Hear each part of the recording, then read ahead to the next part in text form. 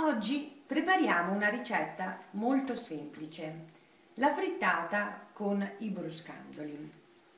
Ecco, questi sono i bruscandoli o germogli di luppolo. Questi invece sono gli sciopet o silene, un'erba spontanea. Le donne un tempo, in questo periodo che va da gennaio a marzo, erano solite raccogliere queste erbe, perché si trattava del periodo in cui le scorte invernali erano ormai quasi terminate e si era in attesa dei prodotti primaverili dell'orto. Le erbe spontanee venivano accompagnate spesso dalle uova, che erano una voce molto importante nell'economia agricola, perché avevano il valore del denaro contante. Erano usate per comprare generi alimentari o casalinghi, oppure addirittura per pagare gli affitti ai padroni. Oggi prepariamo la frittata con i bruscandoli, ma la ricetta è la stessa anche se decidiamo di fare la frittata con gli sciopet. Gli ingredienti sono le uova, noi ne usiamo 4, siamo in 2, pepe, sale e un po' di olio extravergine di oliva. La cosa più difficile di questa ricetta è trovare le erbette, perché è sempre più difficile trovare persone che vadano a cercare queste erbe spontanee. E inoltre un altro problema è anche che i nostri fossi sono sempre più curati, per cui è sempre più difficile trovare queste erbe.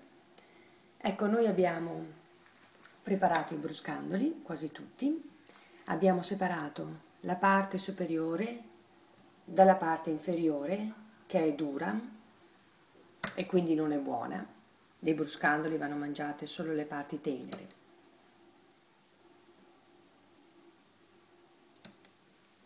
Ecco, adesso le abbiamo tagliate a pezzi. Bene, prendiamo una padella, versiamo un po' di olio extravergine di oliva,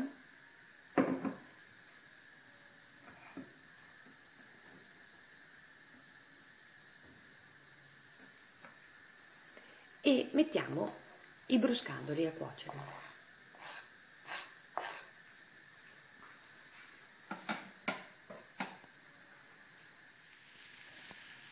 I bruscandoli stanno cuocendo nell'olio.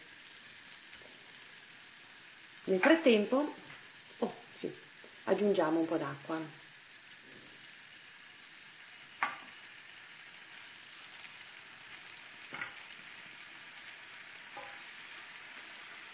Mentre i bruscandoli cuociono, prepariamo le uova per la frittata.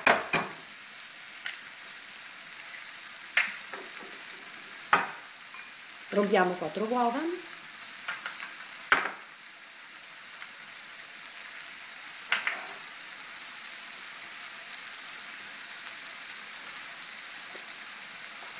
Aggiungiamo un po' di sale.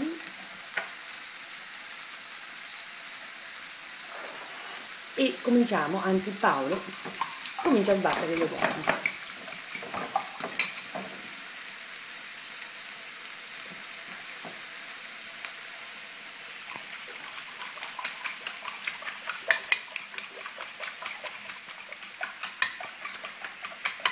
Paolo sta finendo di sbattere le uova, adesso aggiunge un po' di pepe.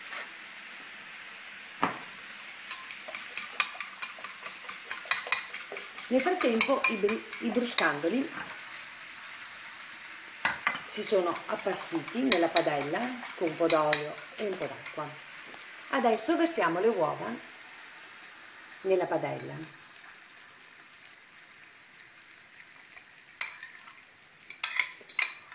È tipico aggiungere a tutte le frittate un po' di formaggio parmigiano o grana, cosa che noi non facciamo per un nostro gusto personale, perché preferiamo sentire il sapore delle uova e in questo caso il sapore dei bruscandoli o di qualsiasi altro ingrediente di una frittata. Adesso lasciamo cuocere un po'.